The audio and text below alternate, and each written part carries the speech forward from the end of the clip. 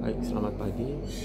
Hari ini kita akan belajar tentang sistem gastrointestinal, yaitu pada topik pemeriksaan fisik.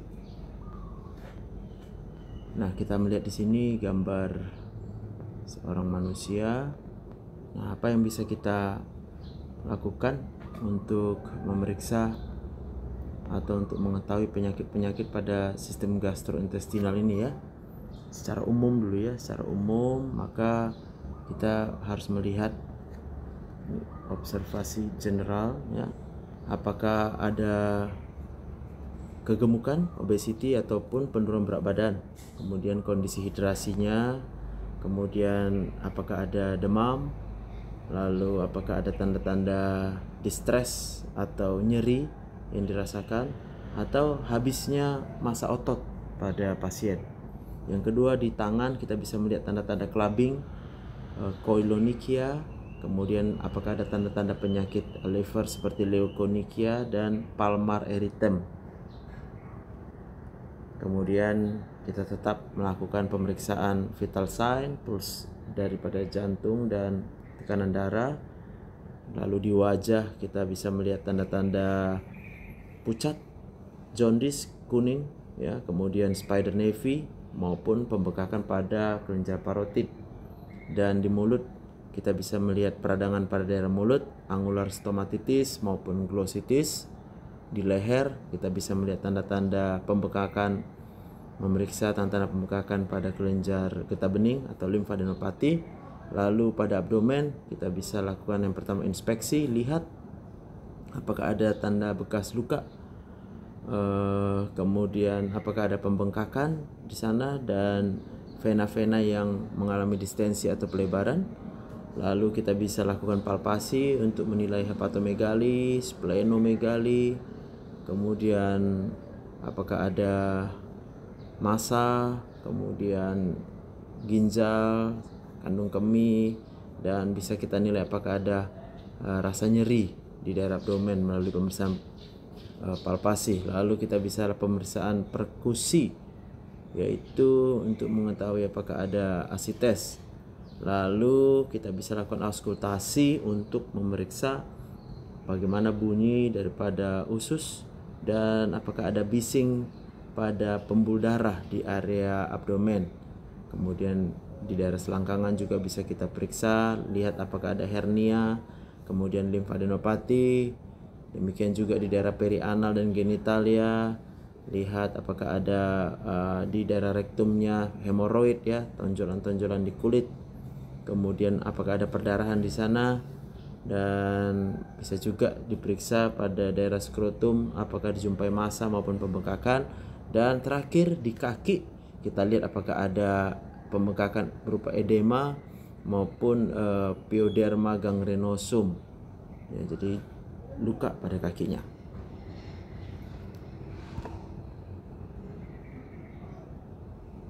Secara anatomi, sistem gastrointestinal ini terdiri dari saluran ya, satu saluran usus,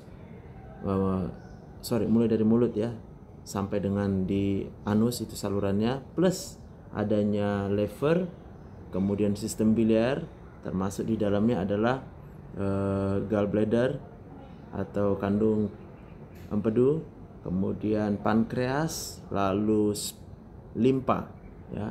Jadi alimentary tract atau saluran cerna tadi mulai dari mulut sampai kepada anus, termasuk esophagus, lambung, usus halus juga disebut duodenum, yeyunum dan ileum, dan terakhir kolon ataupun usus besar, dan berakhir di rektum.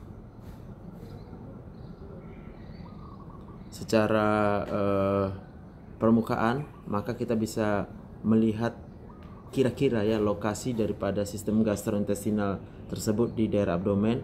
Yang pertama, lihat untuk liver itu biasanya batas atasnya pada intercostal space yang kelima sebelah kanan ketika pasien melakukan ekspirasi penuh, itu batas atasnya. Dan kemudian batas bawahnya yaitu pada batas kostal pada daerah garis linea midclavicular yang kita nilai pada waktu pasien inspirasi penuh. Lalu kemudian limpa itu biasanya berada di sebelah kiri, ya, di bawah daripada iga ke-9 sampai 11, letaknya posterior terhadap garis mid axillary. Lalu kemudian gallbladder atau kandung empedu yaitu pada pertemuan, ya, potongan vertikal lateral kanan dan pada daerah garis kostal, ya, atau pada ujung dari tonjolan, ya, tonjolan dari kosta ke-9. Kemudian pankreas bagian leher itu pada L1 lumbar 1 sejajar lumbar 1, dan bagian kepala pada bagian bawah dan kanan lumbar 1, dan bagian ekor itu pada bagian atas dan agak sebelah kiri. Ginjal itu pada pol atasnya itu pada sebelah dalam, ya, posterior dari kosta ke-12, tulang rawan ke-12, kira-kira 7 cm dari garis tengah tubuh, dan yang sebelah kanan itu kira-kira lebih rendah, letaknya 2-3 cm dibandingkan dengan ginjal yang sebelah kiri. Ya, ini kita lihat gambarannya, ya.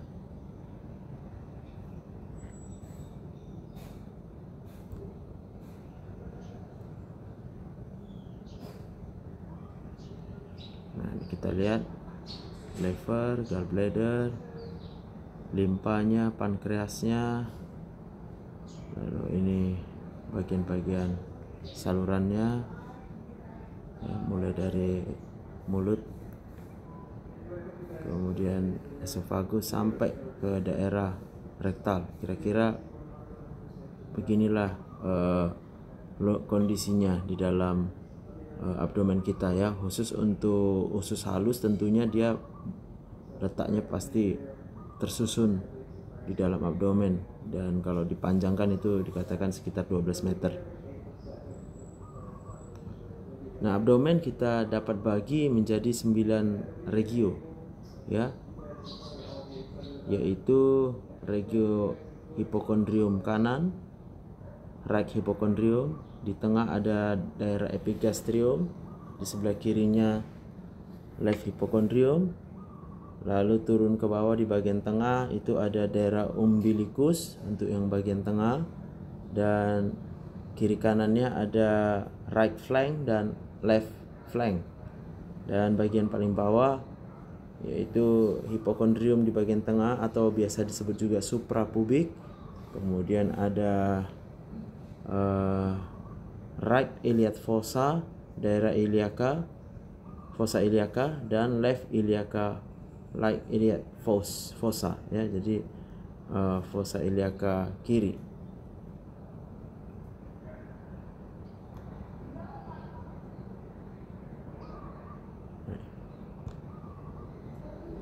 Nah, kita lihat untuk gejala-gejala dan definisinya, ya. Jadi yang pertama yaitu kita lihat anoreksia dan penurunan berat badan.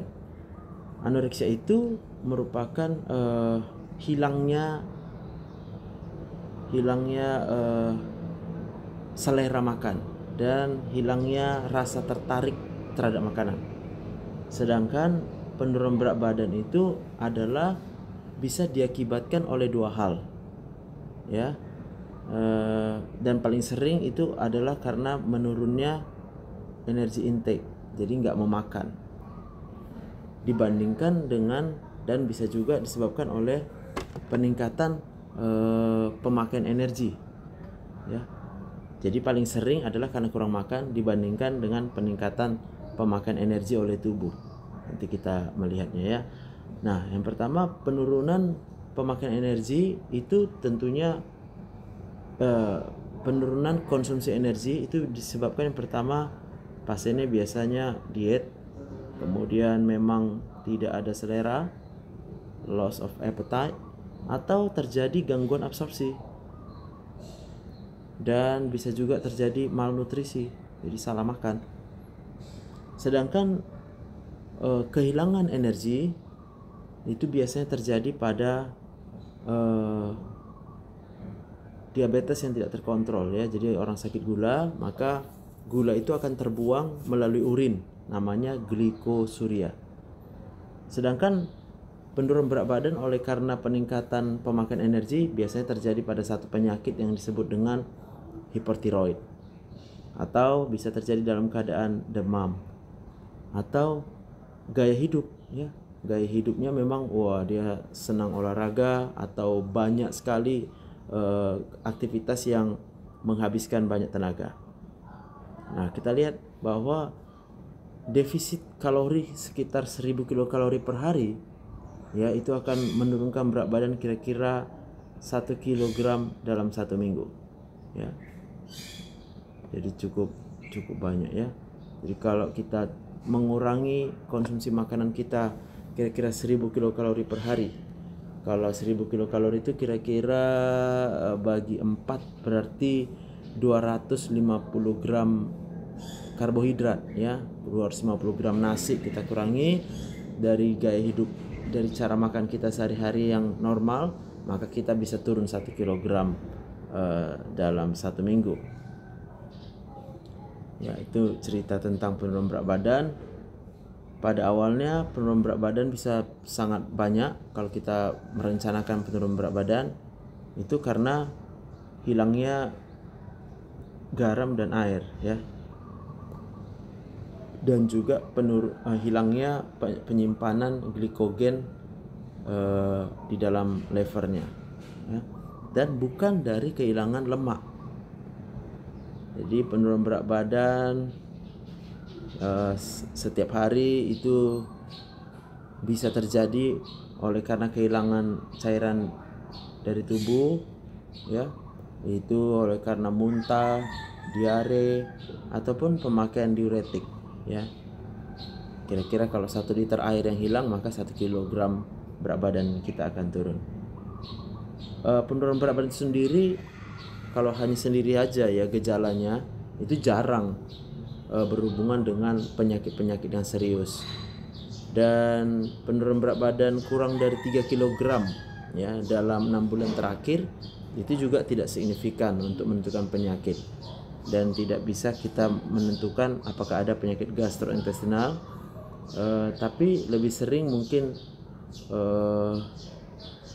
penyakit-penyakit pada saluran cerna bagian atas ya, termasuk keganasan, kemudian penyakit lever bisa juga menyebabkan penurunan berat badan seperti itu. Penurunan berat badan pada yang disertai dengan amenore pada wanita dewasa bisa berhubungan oleh karena anoreksia nervosa, tetapi siklus menstruasi yang tidak normal, tidak reguler, itu juga bisa dijumpai ya pada perempuan-perempuan yang wanita-wanita yang kehilangan berat badan dari penyebab yang lain. Kemudian kita lihat nyeri bisa terjadi di mulut ya, banyak penyebab daripada nyeri, bisa pada lidah, bisa pada bibir, bisa pada bukal ya. Penyebabnya juga bisa karena defisiensi zat besi, folat, vitamin B12, vitamin C, maupun kelainan-kelainan dermatologi seperti lichen planus, kemudian kemoterapi, kemudian ulcus aptus, dan juga stomatitis yang terinfeksi ya. Penyakit yang cukup serius yaitu inflammatory bowel disease itu juga bisa menimbulkan nyeri pada mulut, dan juga enteropati gluten. Lalu kita lihat gejala yang berikutnya yaitu ini kalau mau lihat diferensial diagnosa penyebab nyeri pada mulut ya. bisa idiopatik, contohnya pada recurrent aphthous mouth ulcer, jadi berulang-ulang kambuh-kambuh dia ulkus pada mulutnya. Infeksi bisa candida, sepsis dental, herpes simplex, Coxsackie virus, ya. Penyebab-penyebab yang lain bisa trauma oleh karena gigi, ya, kemudian leukoplakia, dan juga penyakit-penyakit yang berhubungan dengan gangguan sistemik, ya, bisa dari alergi obat, defisiensi vitamin tadi dan mineral, leukopenia, reaktif artritis, Crohn disease, celiac disease, ya. Jadi banyak penyakit yang berhubungan dan menyebabkan nyeri pada mulut. Lalu yang berikutnya kita lihat gejala heartburn dan reflux. Heartburn itu rasa panas, kemudian rasa terbakar di daerah retrosternal, jadi tepat di belakang sternum pasien, yang biasanya radiasinya ke arah atas. Kalau heartburn merupakan gejala yang utama, maka kemungkinan diagnosanya adalah GERD, ya, atau GORD di sini, ya, gastroesophageal reflux disease, di mana seseorang bisa merasakan rasa asam di mulutnya oleh karena asam lambung yang mengalami regurgitasi. Jadi naik asam lambungnya melewati esofagus lalu masuk ke mulutnya. Jadi disebut dia reflux. Kita harus membedakan heartburn dari penyakit jantung dengan menilai kualitas daripada rasa terbakarnya, ya. Kemudian adanya radiasinya ke arah atas kalau dia GERD, ya. Jadi kalau pada jantung tentu tidak seperti itu. Kemudian ada hubungan dengan rasa asam di mulut, ya, acid reflux. Jadi kalau ada rasa asam di mulutnya, dia rasa terbakar di dadanya, itu kemungkinan kecil bukan disebabkan, tidak berhubungan dengan cardiac chest pain, ya.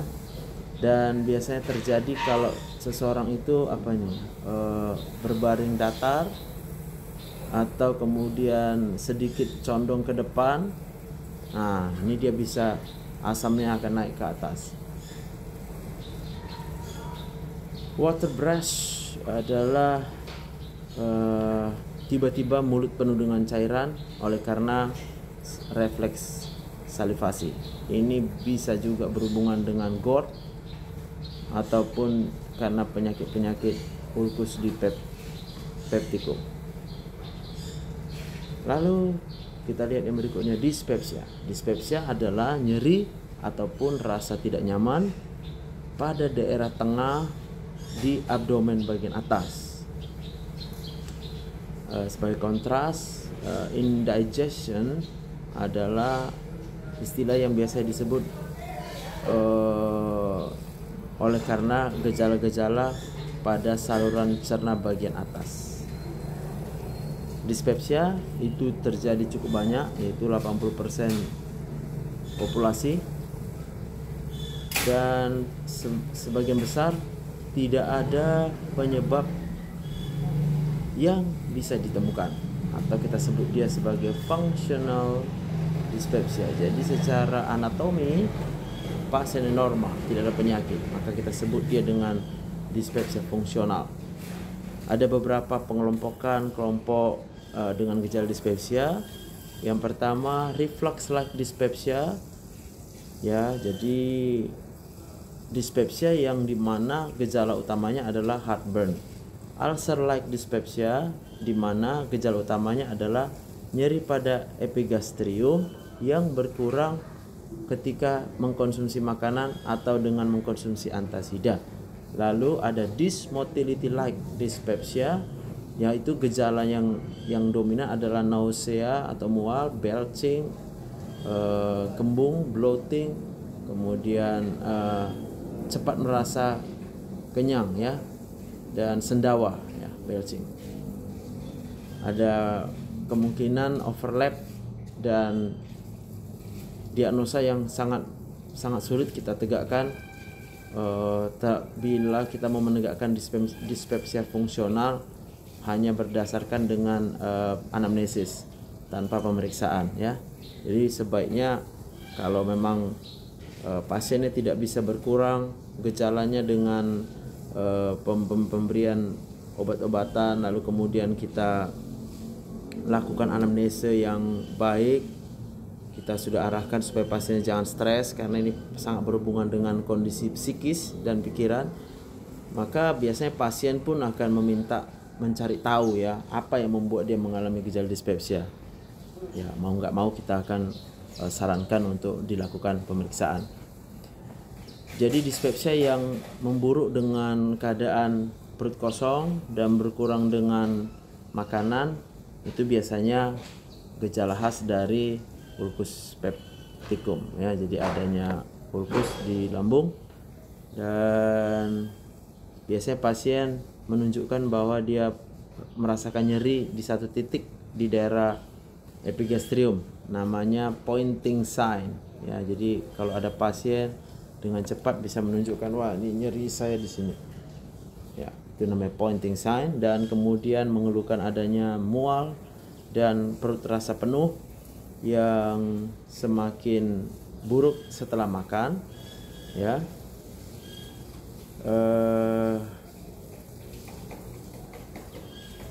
Ataupun dengan makanan-makanan dengan bumbu yang banyak ataupun kandungan lemak yang banyak ya. Itu sedangkan fat intolerance atau tidak toleran terhadap lemak itu adalah juga penyebab yang paling banyak terhadap dispepsia, termasuk penyakit-penyakit pada kandung empedu ya. Jadi kalau pasiennya khususnya tadi adalah komplain mengeluh setelah makan banyak atau banyak bumbu atau banyak lemak, lalu kemudian timbul rasa dispepsia, maka kita sebut dia penyebabnya adalah fat intolerance. Kemudian gejala berikutnya odinofagia, yaitu nyeri pada waktu menelan ya. Biasanya dipicu oleh pada waktu meminum cairan yang panas ya. Bisa juga dengan atau tanpa disfagia ya. Dan ini merupakan indikasi ulkus esofagus yang aktif ya, oleh karena terjadinya esofagitis peptikum. Jadi radang pada esofagus yang berhubungan dengan peningkatan asam lambung ataupun karena kandidiasis ya.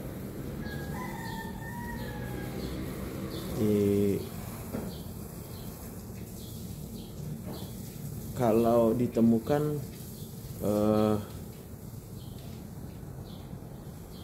sensasi mukosa yang baik ya, maka kemungkinan kanker esofagus itu kecil ya. Jadi maksudnya begini, kalau dengan odinofagia nyeri pada waktu menelan itu berarti sensasi perasa pada mukosanya itu normal, maka kemungkinan itu disebabkan oleh kanker esofagus itu sangat jarang ya. Disfagia sendiri itu adalah tidak bisa menelan ya, sulit menelan. Odinofagia tadi adalah nyeri pada waktu menelan. Kita lanjut dengan nyeri pada abdomen. Yang pertama kita lihat dari lokasi nyerinya. Kalau nyerinya itu berasal dari organ-organ bagian dalam, visceral, itu biasa disebabkan oleh distensi peregangan pada organ-organ yang memiliki ruang, atau karena mesenterika yang teregang, tertarik, atau karena kontraksi otot polos yang berlebihan itu biasanya akan dirasakan di daerah midline dan sangat sulit untuk menentukan dia tunjukkan daerahnya, tapi di daerah tengah nyerinya. Ya, itu namanya nyeri yang berasal dari organ-organ visceral,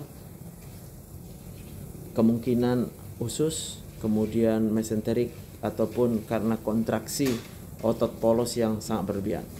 Ini nyeri yang disalurkan lewat nervus splagnicus sympathicis, ya. Kemudian ada namanya nyeri somatik. Nyeri somatik ini berasal dari bagian parietal peritoneum, jadi peritoneum bagian luar, dan bisa juga dari dinding abdomen. Biasanya nyerinya lebih terlateralisasi, bisa tahu kiri atau kanan, dan terlokalisasi pada daerah inflamasi. Kenapa? Karena dia dialirkan melalui persarafan interkostal, yaitu saraf-saraf spinal, ya, saraf spinal. Jadi ada dua jenis nyeri. Untuk nyeri yang berasal dari struktur usus, apakah lambung, pankreas, liver, foregut itu berarti dari asal mula, ya, secara embriologi, lambung, pankreas, hati, sistem biliar, itu biasanya terlokalisasi di atas daripada umbilikus, ya, di daerah di atas umbilikus.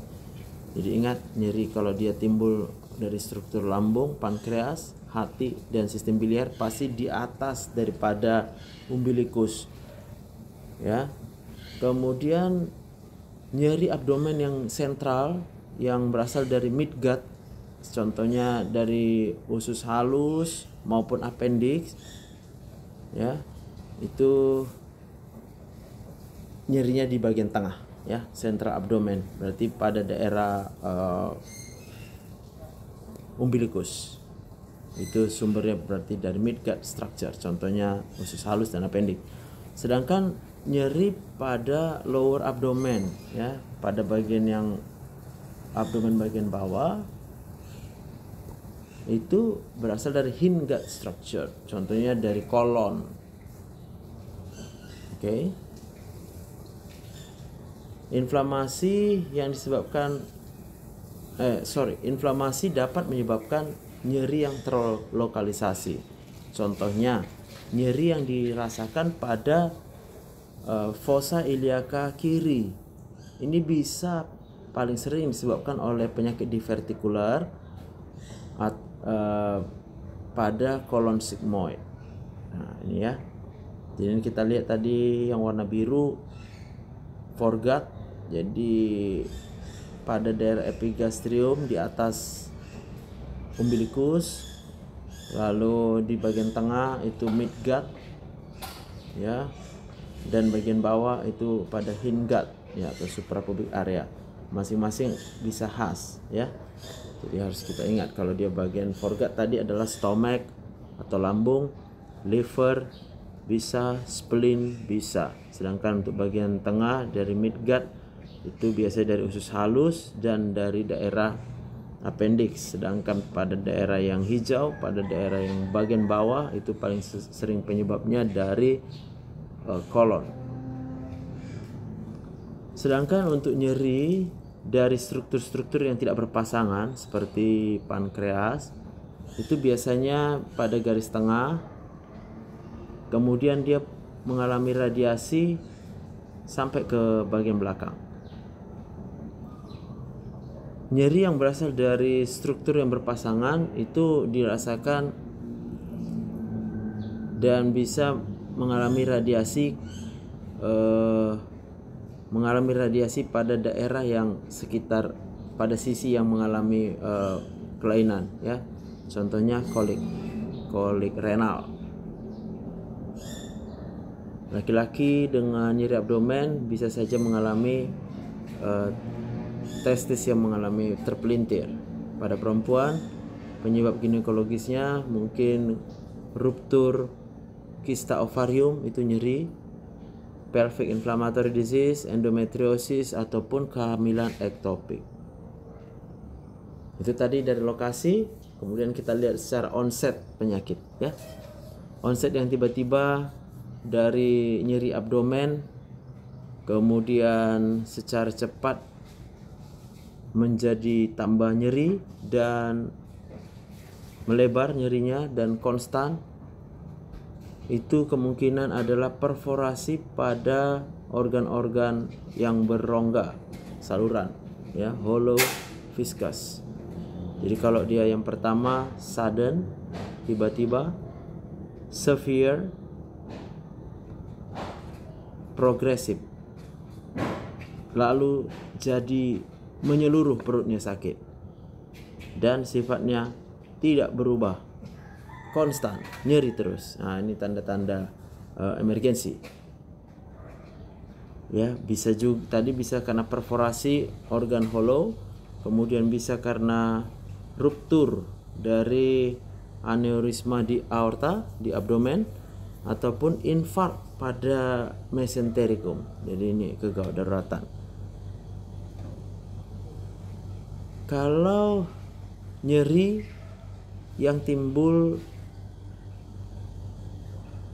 sebelumnya ada konstipasi, itu bisa karena disebabkan kanker kolorektal atau penyakit divertikular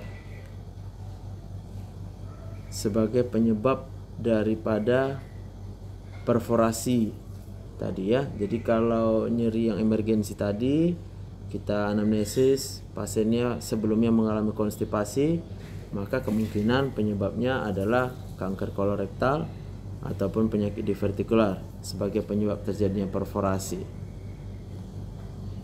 Dan kalau dia sebelumnya mengalami dispepsia, maka kemungkinan penyebab emergensinya adalah ulcus pepticum. Bila pasien mengalami atau juga memiliki penyakit vaskular perifer, bisa hipertensi ataupun gagal jantung ataupun fibrilasi atrium, maka ini kemungkinan bisa menyebabkan aneurisma aorta ataupun iskemi pada mesenterika.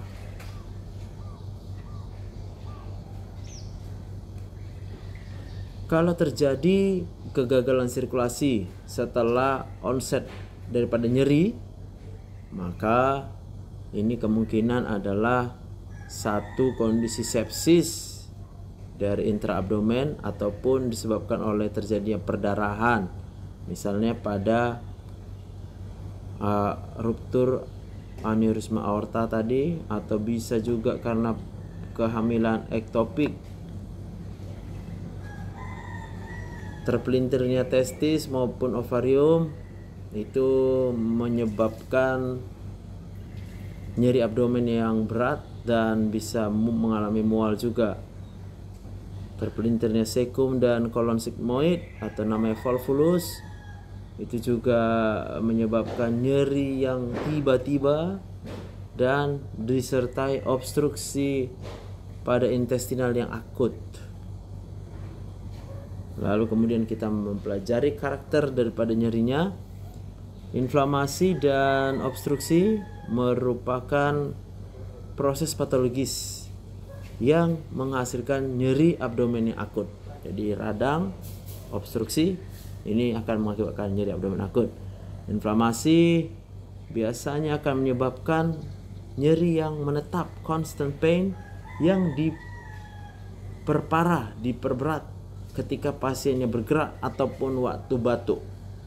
Itu bedanya, ya. Itu pasti nyeri inflamasi. Kalau dia tambah nyeri waktu bergerak atau batuk. Tapi kalau dia nyeri yang bersifat colic pain, itu biasanya karena berasal dari struktur-struktur berongga, hollow structures. Contohnya terjadinya obstruksi, ya. Obstruksi pada usus halus maupun usus besar, atau berasal dari uterus nyerinya selama masa melahirkan, dan biasanya dia akan berakhir ya dalam hitungan detik ataupun menit ya, bisa habis sendiri nyerinya. Lalu kemudian setelah habis nyerinya, karena tidak diobati, dia akan kembali lagi nyerinya. Beda dengan nyeri yang karena inflamasi, nyerinya konstan terus menerus. Untuk kolik biliar dan kolik renal, ini istilah yang dikatakan dia salah nama, karena nyerinya sebenarnya bukan karena kolik. Nyerinya itu dengan cepat meningkat sampai dengan puncaknya, dan dia menetap selama beberapa jam sebelum secara perlahan-lahan dia berkurang nyerinya. Ya, jadi itu khusus untuk kolik biliar dan kolik renal. Ya, agak berbeda dengan kolik yang berasal dari hollow viscous organ tadi ya, dari usus.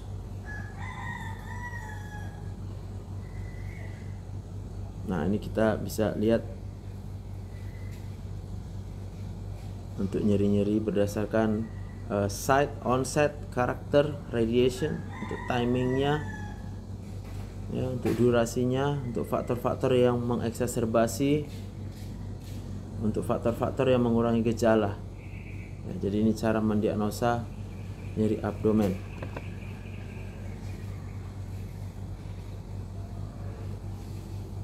Ya, silakan di pause videonya lalu baca ya.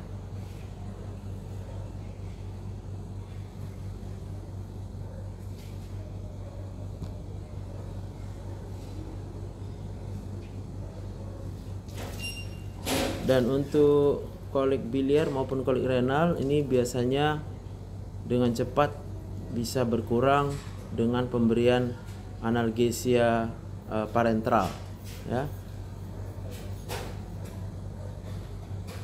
Rasa nyeri yang tumpul, kemudian tidak begitu jelas dan sulit untuk ditentukan lokasinya.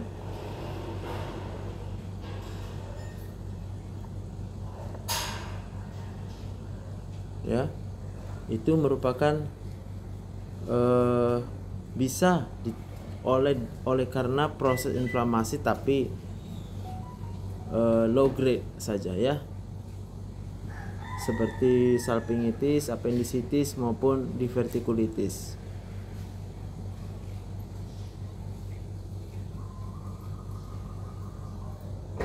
Untuk radiasi nyeri, kita lihat nyeri yang mengalami radiasi dari kanan hipokondrium kanan, kemudian menuju ke bahu maupun daerah interskapula, itu bisa disebabkan oleh iritasi pada diafragma. Contoh penyakitnya yaitu kolesistitis akut. Oke. Jadi nyerinya mengalami radiasi dari kanan hipokondrium, kemudian ke bahu atau ke daerah interskapula. Itu bisa karena iritasi diafragma pada akut kolesistitis ya, peradangan pada kandung empedu. Ini gambarnya ya. Right shoulder, diaphragm mengalami iritasi, lalu nyerinya sampai ke bahu dan interskapula.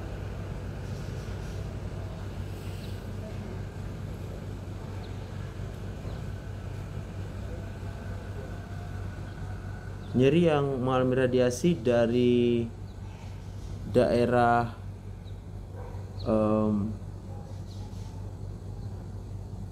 pinggang ke daerah groin atau genital, dan dari daerah pinggang itu biasanya oleh karena kolik di renal ya. Dari loin ke groin dan ke genital itu biasanya kolik renal. Sedangkan nyeri yang di tengah bagian atas abdomen, kemudian radiasinya ke daerah belakang dan berkurang ketika duduk agak condong ke depan, itu biasanya penyebabnya pankreatitis. Jadi Kalau dia nyeri, lalu kita suruh dia duduk agak tunduk ke depan dan nyerinya berkurang. Nyeri di daerah tengah perut tadi biasanya disebabkan pankreatitis. Nyeri bagian tengah abdomen yang kemudian bergeser ke daerah fossa iliaca kanan. Nah, ini khas pada appendicitis akut. Jadi tadinya di daerah tengah, lalu bergeser ke fossa iliaca kanan. Kemudian kombinasi nyeri pada punggung dan abdomen itu bisa disebabkan oleh terjadinya ruptur ataupun aneurisma aorta yang mengalami terkoyak, ya, pecah aorta aneurismanya yang ada aneurisma pada aortic abdominal, ya, jadi aorta pada daerah abdomen, aorta abdominalis. Itu nyerinya di punggung di bagian belakang yang sangat berat disertai dengan nyeri abdomen. Jadi ada nyeri perut dan nyeri pada daerah punggung yang sangat berat. Itu dissecting abdominal aortic aneurysm. Lalu kita lihat gejala-gejala lain yang berhubungan, anoreksia, nausea, vomiting atau muntah, itu sering tapi tidak spesifik dan tidak bisa kita untuk menentukan sumber dan beratnya daripada penyakit. Bisa saja mereka tidak kita jumpai bahkan dalam kondisi penyakit-penyakit intraabdomen yang berat. Muntah yang berat disertai dengan nyeri yang signifikan, ya.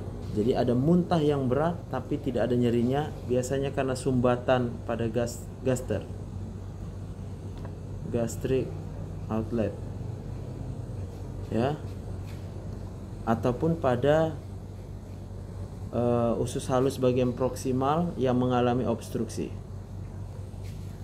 Kemudian muntah yang mengandung feses ataupun isi daripada usus halus tapi bukan feses, itu merupakan tanda-tanda dari obstruksi usus halus bagian distal. Tapi juga bisa oleh karena obstruksi pada kolon. Pada peritonitis, muntah ini biasanya volumenya sedikit-sedikit tapi dia menetap, ya, muntah yang dengan volume sedikit-sedikit tapi menetap. Sedangkan muntah yang berat severe dengan adanya retching, rasa mual, tertarik, itu bisa disebabkan oleh laserasi atau terkoyaknya gastroesophageal junction, contohnya pada Mallory Weiss-Dier, ataupun oleh karena ruptur di esofagus atau Bohr-Hafiz syndrome. Untuk timing, selama terjadinya perforasi, ya, jam pertama atau jam kedua setelah perforasi akan terjadi interval diam, ya. Tiba-tiba nyeri perutnya hilang, ya, setelah 1 atau 2 jam perforasi. Kemudian terjadilah peritonitis oleh zat kimia yang keluar dari usus sebelum kemudian dilanjutkan oleh peritonitis yang disebabkan oleh bakteri, ya. Nah, ini jadi awalnya dia nyeri terus nyerinya hilang 1 atau 2 jam. Setelah hilang ternyata balik lagi. Nah, setelah balik lagi nyerinya ini bisa karena awalnya zat kimia yang menyebabkan peritonitis, lalu kemudian dilanjutkan dengan peritonitis oleh karena bakterinya. Pada appendicitis akut, nyerinya awalnya di daerah periumbilikal berupa nyeri visceral, lalu kemudian sekitar umbilikus ya, dan kemudian bergerak ke kanan ke arah fossa iliaca kanan ketika sudah mengalami inflamasi lokal pada daerah peritoneum parietalis. Maka di situ timbul nyeri somatik. Tadinya nyeri visceral, lalu kemudian berubah jadi nyeri somatik. Kalau apendiksnya ruptur, maka akan terjadi peritonitis yang menyeluruh. Kadang-kadang bisa terbentuk abses pada apendik dengan kita bisa meraba massa pada fossa iliaca kanan ya, dan bisa dengan nyeri lokal saja pada fossa iliaca kanan. Perubahan pada pola gejala ini bisa menunjukkan bahwa diagnosis awalnya mungkin salah atau terjadi komplikasi yang sudah berkembang. Bila terjadi obstruksi atau sumbatan pada usus halus yang bersifat akut, maka awalnya tadi terjadi kolik intestinal ya, lalu kemudian berubah menjadi nyeri yang persisten dengan nyeri rasa nyeri pada abdomen ketika disentuh. Maka ini disebabkan oleh iskemia pada intestinal ya, jadi hilangnya aliran darah ke intestinal. Contohnya oleh karena hernia yang mengalami strangulasi, dan ini merupakan indikasi untuk melakukan intervensi bedah. Untuk faktor-faktor yang mengurangi dan menambah berat ya, kalau dia ditambah berat dengan gerakan ataupun batuk, ini disebabkan oleh inflamasi nyerinya. Pasien-pasien yang tetap bisa berdiri diam, pasien-pasien ini biasanya bisa berdiri tegak diam untuk tidak memperparah nyerinya. Pasien-pasien dengan kolik, maka biasanya mereka akan gelisah dan lebih banyak bergerak ya, jalan-jalan dia, ataupun akan menarik lututnya ke arah dada ketika terjadi spasme yang nyeri. Ini adalah nyeri yang kolik. Nyeri abdomen yang menetap selama berjam-jam atau bahkan sampai berhari-hari itu mungkin disebabkan oleh gangguan inflamasi ya, seperti apendisitis akut, kolesistitis ataupun divertikulitis. Kemudian kita lihat ada beberapa gejala penyerta ya, jadi mual dan muntah bisa juga menyertai menyertai ketika terjadi nyeri abdomen yang cukup berat ya. Nyeri abdomen oleh karena irritable bowel syndrome, diverticular disease ataupun kanker kolorektal, ini biasanya akan disertai dengan perubahan pada kebiasaan buang air besar. Gambaran lainnya seperti sesak napas ataupun palpitasi, itu biasanya penyebabnya berarti bukan dari saluran pencernaan. Dari keparahan nyeri, maka nyeri yang sangat berat, kemudian tidak berkurang dengan analgesik opioid, ini biasanya disebabkan oleh terjadinya iskemik sumbatan dari vaskular ya, contohnya infark pada usus maupun ruptur pada aneurisma aorta abdomen. Nyeri yang berat yang kemudian bisa berkurang dengan analgesi yang poten, ini biasanya gambaran dari pankreatitis akut ataupun peritonitis oleh karena ruptur pada viskus organ viskus, ya. Jadi nyeri berat tapi bisa dikurangi dengan analgesia. Sedangkan tadi nyeri yang sangat excruciating, sangat berat ya nyerinya ya, yang tidak bisa berkurang dengan analgesia opioid, itu biasanya karena vaskular ya, jadi terjadi sumbatan.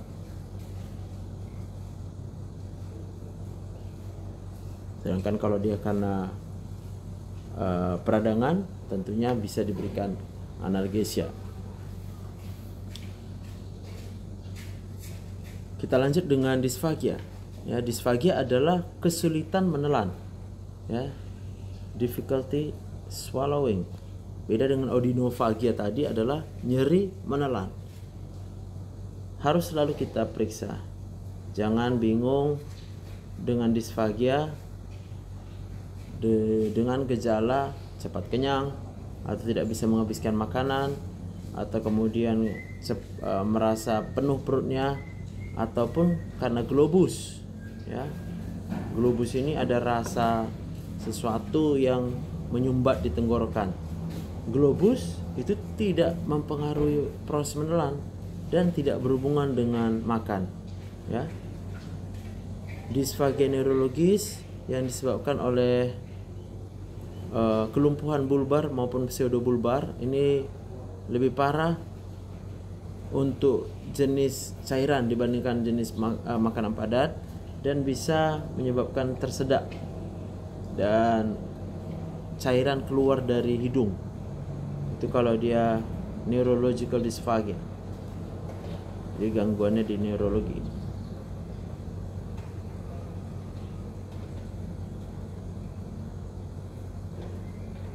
Ada neuromuscular dysphagia ataupun dysmotility pada esofagus. Itu biasanya pada umur pertengahan, lebih parah pada makanan padat, dan memberikan cairan akan menolong dan harus duduk tegak. Sedangkan akalasia adalah ketika sphincter esofagus bagian bawah itu gagal untuk mengalami relaksasi, dan biasanya akan menyebabkan dilatasi esofagial di atas sphincternya ya. Kelebihan sekresi dan makanan yang masuk ke dalam saluran pernapasan juga bisa terjadi ya, khususnya pada waktu malam hari, waktu pasiennya terbaring rata, terbaring tidur, dan bisa menyebabkan pneumonia aspirasi ya, jadi karena ada sumbatan tadi ya, akalasia ya, sphincternya tidak bisa relaksasi, tidak terbuka, dan kemudian bisa menyebabkan dysmotility esophagus. Itu bisa menyebabkan spasma esophagus dan nyeri pada daerah dada bagian sentral ya. Bisa kita harus diagnosa banding dia dengan nyeri kardiak. Sedangkan untuk dysphagia mechanical ini disebabkan oleh penyempitan atau struktur pada esofagus. Bila disertai dengan penurunan berat badan, kemudian riwayat singkat, mungkin singkat saja atau tidak pernah mengalami reflux, maka ini kemungkinan adalah esophageal cancer. Jadi kita tanya pasiennya, apakah sebelumnya pernah mengalami reflux, asam di mulut atau rasa panas di dada. Nah, kalau dia nggak ada, tapi dia mengalami penurunan berat badan, kita harus curiga dia kanker esofagus. Sedangkan untuk disfagia jangka panjang tanpa disertai penurunan berat badan dan disertai dengan heartburn, itu lebih sering disebabkan oleh struktur pada peptik ya, lambung ya, penyempitannya di saluran di lambung.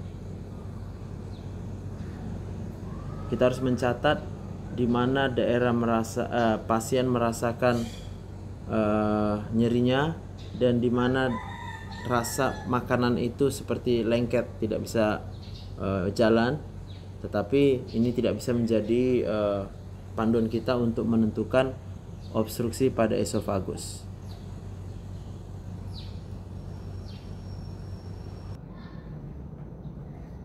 Nah, kita lanjutkan dengan gejala mual dan muntah, ya. Jadi mual itu adalah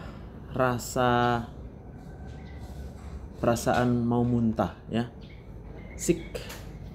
Sedangkan muntah itu adalah pengeluaran atau ekspulsi isi daripada lambung melewati mulut.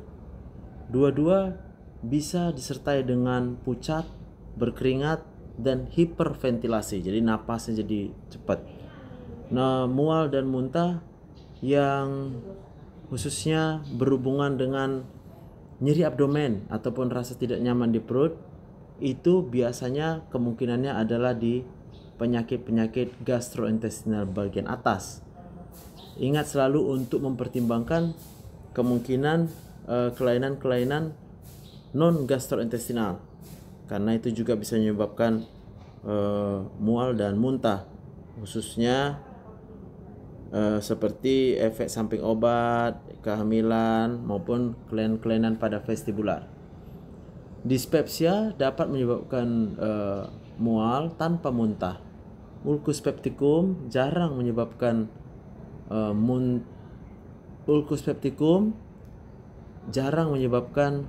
muntah tanpa disertai nyeri, kecuali terjadi stenosis, penyempitan pada piloriknya. Jadi udah ulcus pepticum, lalu kemudian piloriknya akhirnya lama-lama mengalami stenosis, nyerinya nggak ada, tapi pasien akan muntah. Sedangkan yang disebabkan oleh obstruksi gastric outlet, jadi saluran keluar gaster itu mengalami obstruksi, itu akan menyebabkan muntah yang spesifik, yang sifatnya projektil, yaitu volumenya sangat besar yang dimuntahkan, isi lambung, ya, dan dia tidak berwarna hijau. Jadi nggak ada pewarna dari kandung empedu, karena dia tidak bisa mencapai duodenum, masih di dalam lambungnya mencerna, lalu mau didorong masuk ke dalam duodenum, ada sumbatan, maka dia akan terdorong ke atas, muntahlah dia, isinya hanya lambung tanpa warna hijau. Kalau terjadi obstruksi yang lebih distal, maka itu merupakan gejala-gejala penyertanya disebabkan oleh distensi, yaitu disertai dengan distensi abdomen, ya. Jadi kalau sumbatannya itu lebih distal, lewat daripada lambung sumbatannya, biasanya pasien akan mengalami distensi abdominal dan disertai dengan kolik intestinal. Muntah sering terjadi pada gastroenteritis, kolesistitis, pankreatitis, dan hepatitis. Muntah biasanya juga didahului oleh mual, ya. Tetapi ini bisa meningkat, tetapi pada peningkatan bisa juga terjadi pada peningkatan tekanan intrakranial, ya. Dan bisa terjadi tanpa ada tanda-tanda sebelumnya, tidak ada warning, ya. Anoreksia nervosa dan bulimia ini merupakan gangguan makan yang disebabkan oleh muntah yang diinduksi oleh diri sendiri, ya. Jadi sengaja membuat muntah.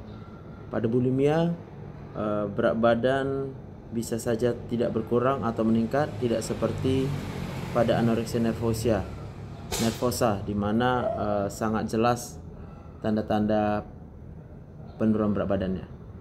Kemudian untuk perut yang rasa berangin dan juga buang angin, ya, belching atau sendawa, flatus yang banyak dan sangat berlebihan, distensi abdomen, dan borborigmi atau terdengarnya suara usus tanpa stetoskop, itu sering disebut masuk angin ya, atau flatulence. Kita harus mengklarifikasi apa yang dimaksud oleh pasien. Sendawa itu sendiri itu disebabkan oleh aerofagi atau menelan udara dan tidak ada signifikansi medisnya ya. Jadi jangan kita berusaha mencari diagnosa apa yang membuat banyak sendawa ya. Ini bisa menjadi gambaran seseorang yang mengalami kecemasan ya. Tapi bisa juga orang-orang yang berusaha mengurangi gejala abdomennya atau rasa tidak nyamannya, yang biasanya pada pasien-pasien dengan GERD ya. Secara normal 200 sampai 2000 cc flatus itu dikeluarkan setiap hari. Flatus adalah campuran daripada gas yang berasal dari udara yang ditelan dan hasil daripada gas fermentasi oleh bakteri di kolon, dan juga bisa dari karbohidrat yang tidak diserap. Flatus yang berlebihan khususnya terjadi pada orang-orang dengan defisiensi laktase dan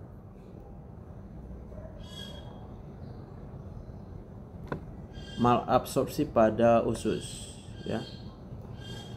Tidak ada flatus yang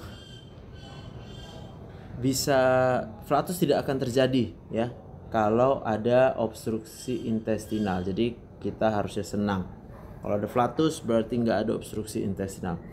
Borborigmi itu adalah akibat pergerakan cairan dan udara yang bersamaan di dalam usus. Borborigmi yang kuat, khususnya yang disertai dengan nyeri kolik, kemungkinan disebabkan oleh obstruksi usus halus ataupun gangguan motilitas usus halus. Lalu kita lihat distensi pada abdomen. Ukuran abdomen secara lambat akan meningkat sepanjang bulan atau tahun. Itu biasanya disebabkan oleh obesitas. Tetapi bila ukuran abdomennya meningkat dengan penurunan berat badan, maka ini kemungkinan ada penyakit-penyakit intraabdomen. Asites adalah akumulasi cairan di dalam rongga peritoneal. Eksudat dari membran peritoneal yang memiliki kandungan protein yang besar dibandingkan dengan transudat ya, yang masuk ke dalam rongga peritoneal ini bisa disebabkan oleh karena inflamasi ataupun penyakit-penyakit keganasan.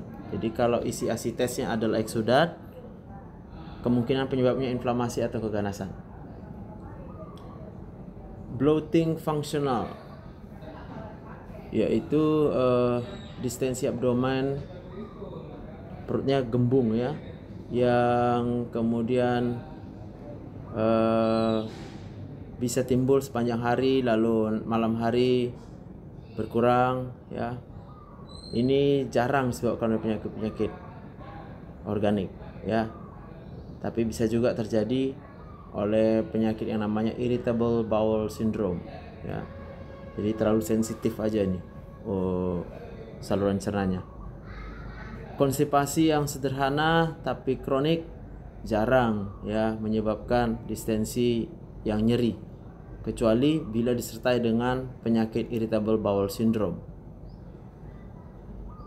Distensi abdomen yang tidak disertai dengan rasa nyeri pada wanita bisa disebabkan oleh kelainan pada ovarium ataupun kehamilan.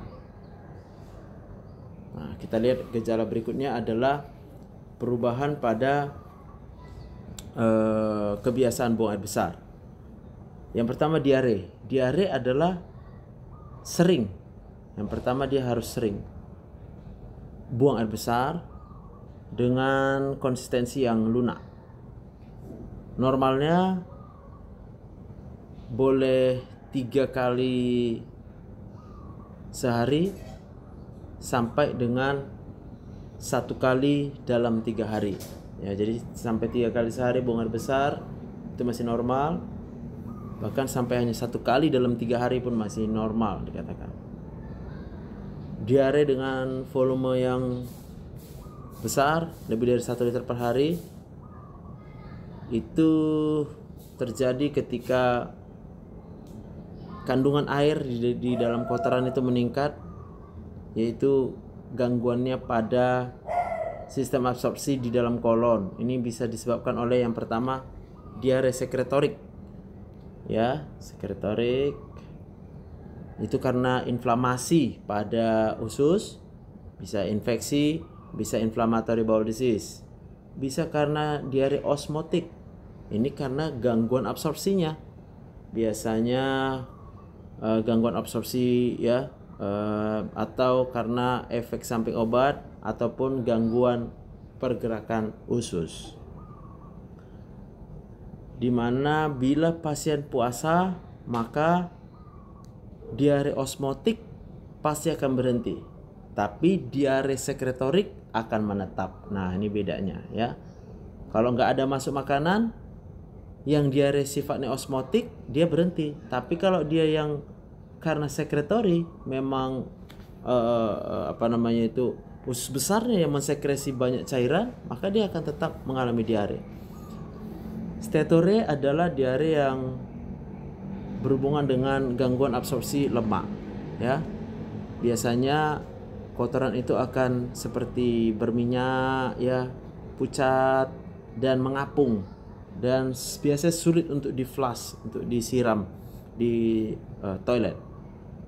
Volume dengan diare yang rendah itu biasanya berhubungan dengan penyakit irritable bowel syndrome.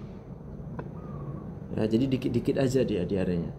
Diagnosa dari irritable bowel syndrome itu berdasarkan pola gejala-gejala gastrointestinalnya. Abdominal bloating, perut kembung, dyspepsia, dan sering dengan gejala-gejala di luar saluran cerna itu bisa menyertai irritable bowel syndrome.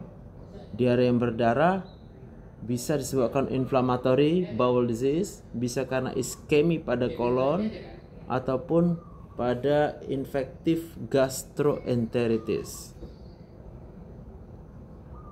Untuk konstipasi adalah buang air besar yang sangat jarang, yang bisa disebabkan oleh gangguan motilitas kolon, bisa karena obstruksi, bisa karena gangguan sensasi pada rektal, bisa karena disfungsi pada anorektal yang menyebabkan anismus ya. Jadi nggak ada rasa dia ketika sudah berada di ujung rektal. Konstipasi yang absolut itu tanpa ada pergerakan udara dan tidak ada pergerakan bowel, itu bisa disebabkan oleh obstruksi ya, dan biasanya disertai dengan nyeri, muntah, distensi, dan kemudian tenesmus adalah sensasi ingin cepat-cepat untuk defekasi, buang air besar walaupun rektumnya dalam keadaan kosong. Ini biasanya disebabkan oleh inflamasi pada rektal atau tumor. Kemudian kita lihat gejala berikutnya adalah gejala yang berdarah ya, perdarahan. Yang pertama hematemesis. Hematemesis adalah muntah yang berisi darah. Bisa darahnya segar dan warna merah, atau bisa juga setelah didegradasi oleh pepsin yang ada di gaster, maka dia jadi coklat gelap seperti dasar kopi.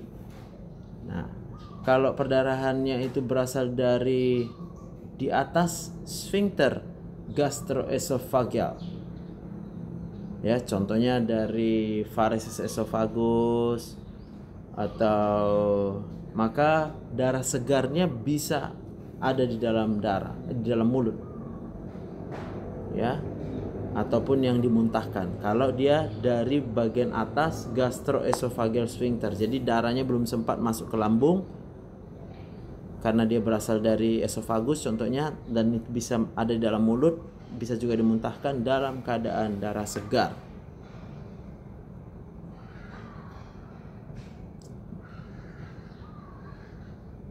Perdarahan esofagus bagian bawah disebabkan oleh trauma, oleh karena muntah yang keras, yang kuat begitu ya, atau namanya Mallory-Weiss syndrome, maka pasien biasanya akan mengalami muntah darah beberapa kali, dan darah segar hanya akan terlihat setelah pasien beberapa kali muntah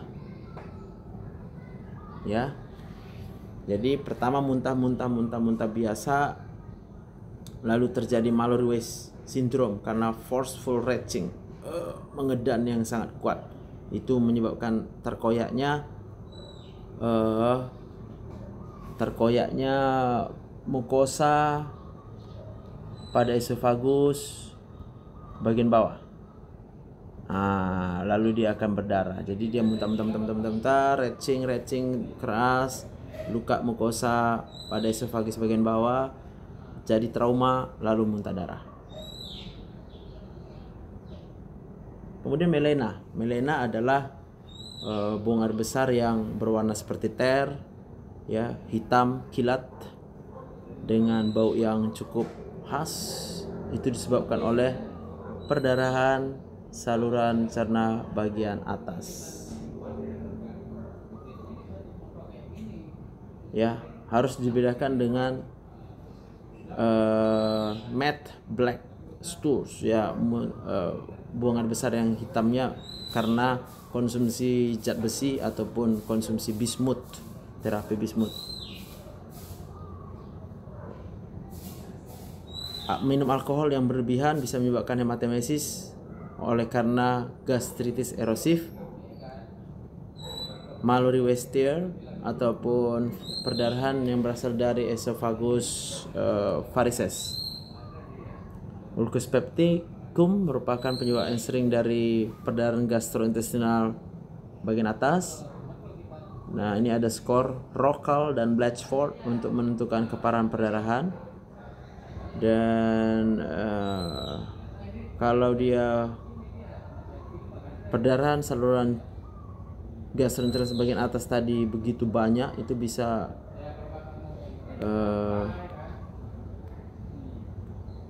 warnanya seperti ungu, ya, keunguan, dan jarang hampir nggak pernah, tapi bisa darahnya segar yang dikeluarkan.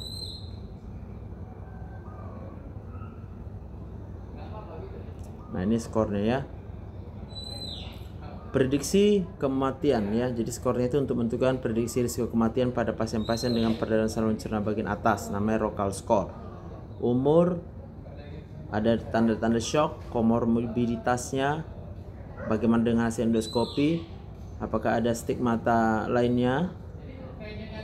Nah, ini bisa memprediksi kematiannya. Lalu kita lihat perdarahan pada rektal.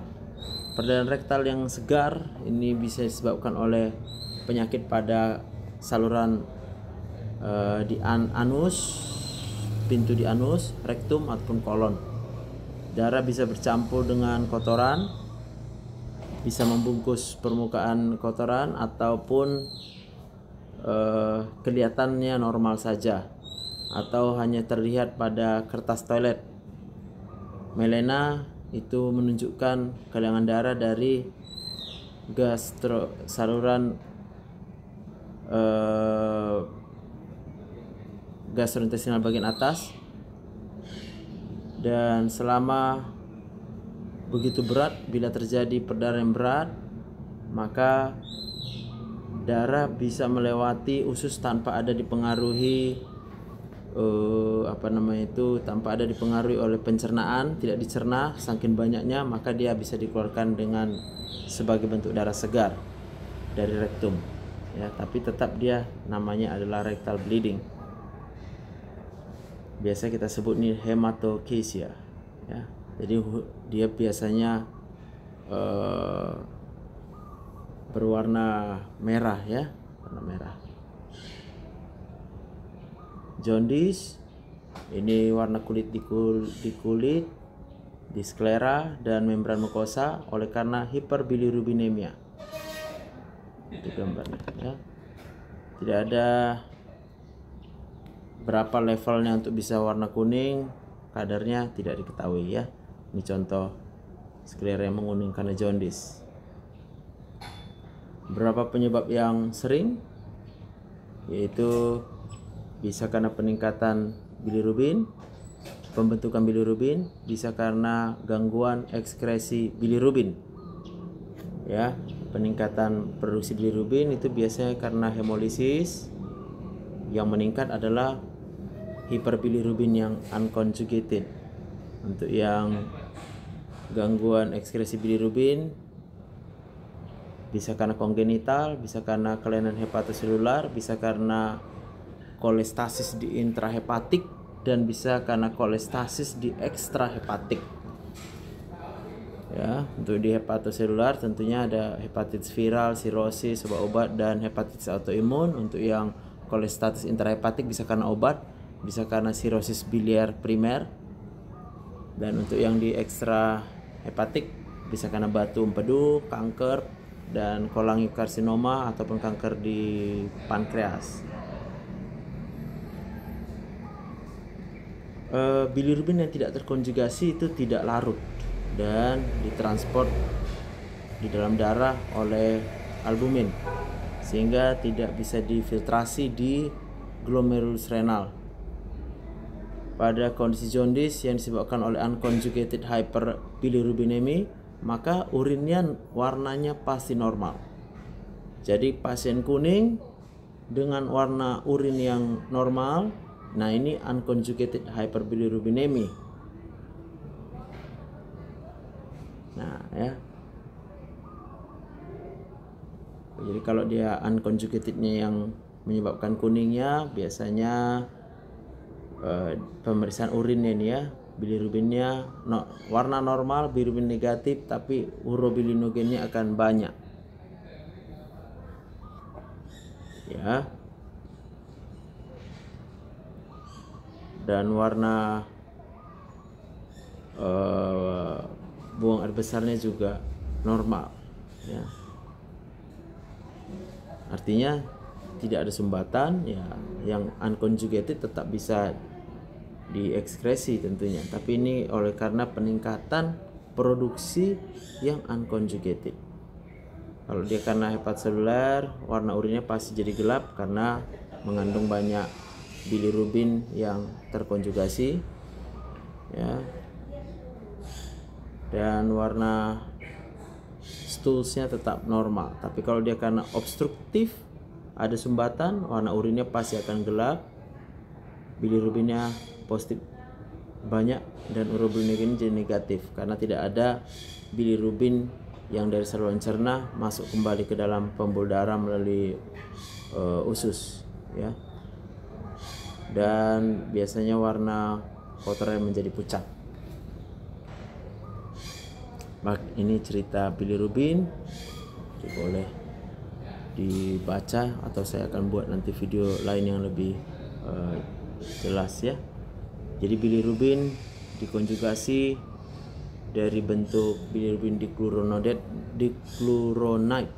di liver, lalu diekskresi melalui kandung empedu ke dalam empedu, dan ini akan menyebabkan warna hijau. Pada conjugated hyperbilirubinemia, urinnya warnanya akan gelap karena adanya bilirubin dikluronide di kolon.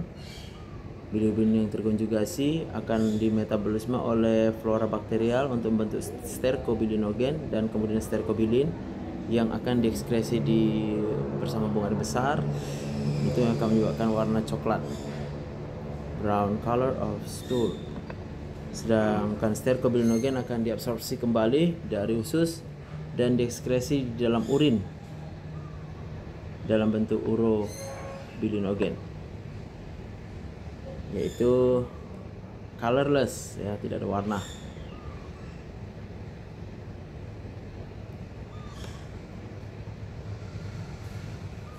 awalnya bilirubin terkonjugasi dibuang ke empedu, lalu kemudian stercobilin diserap jadi urobilinogen, dibuang jadi hati dari liver. Ya, ini untuk gangguan-gangguan hati. Ini untuk yang prehepatic jaundice. Jadi jaundice-nya terjadi bukan karena kelainan di hati. Kalau kita lihat skema ini, ya.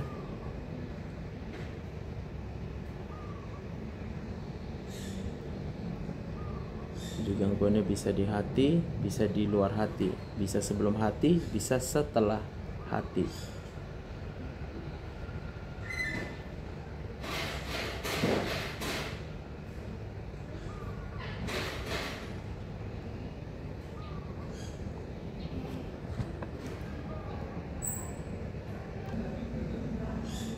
Ya, jadi kita lihat yang jaundice prehepatik itu biasanya karena terjadinya gangguan hemolisis, ya.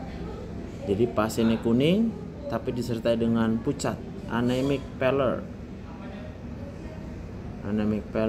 dengan jaundice. Ya, warnanya kayak lemon gitu. Warna urin, warna kotoran normal, ya. Stools and urine are normal in color. Contohnya penyakit Gilbert syndrome yang paling sering menyebabkan unconjugated hyperbilirubinemia, dan biasanya konsentrasi enzim liver itu biasanya normal dan jaundice-nya juga ringan saja, ya, kuningnya tidak terlalu kuning. Tapi bisa meningkat bila puasa atau kemudian bisa ketika mengalami penyakit-penyakit demam. Lalu kita lihat hepatic jaundice, yaitu jaundice karena penyakit di hepatoselular, ya, hepatoselular. Dimana yang meningkat pasti keduanya, ya, unconjugated dan conjugatednya akan meningkat.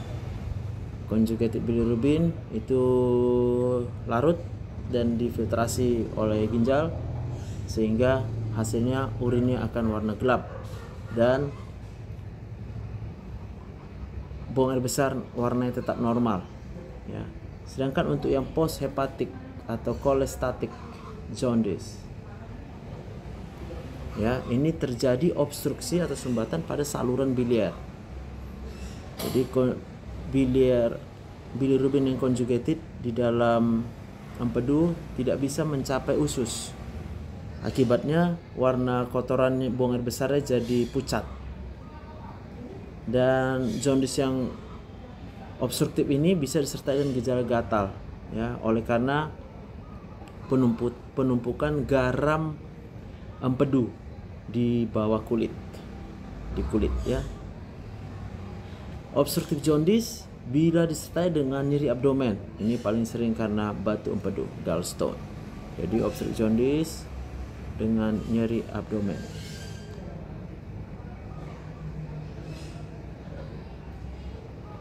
Kalau ada demam atau menggigil atau disebut dengan Charcot striate, ya, ini disebabkan oleh kolangitis. Ya, jadi obstruktif jaundice plus demam atau menggigil, terus ada gallstone, namanya kolangitis. Kalau dia obstruktif jaundice tanpa nyeri, wow, nggak ada sakitnya nih, tapi kuning, nggak ada nyeri. Ini bisa kemungkinan terburuk adalah obstruksi biliar karena kanker. Contohnya cholangiokarsinoma atau kanker dari kepala pankreas, bagian kepala. Obstruktif jaundice dapat disebabkan oleh intrahepatik juga dan juga disertai dengan ekstrahepatik juga. Contohnya primary biliary cirrhosis atau karena obat-obatan tertentu yang menyebabkan kerusakan pada hepatoselular. Nah, jadi apa yang perlu kita tanyakan atau anamnesis pada pasien-pasien jaundice?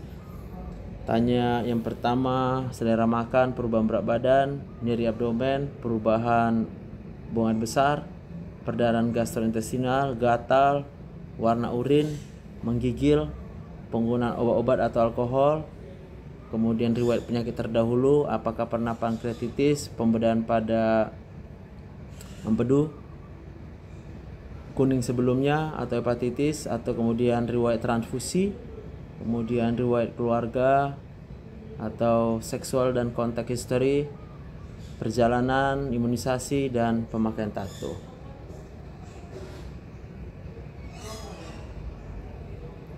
Baik, terima kasih. Jadi demikian untuk hari ini. Untuk saat ini adalah kita masih belajar tentang anatomi secara umum, lalu kemudian tentang gejala dan tanda pada sistem digestif gastrointestinal. Semoga ini bisa menolong. Berarti di video berikutnya saya akan coba berikan lagi penjelasan tentang pemeriksaan fisik yang lebih lengkap ya. Terima kasih. Selamat belajar. Tuhan Yesus memberkati.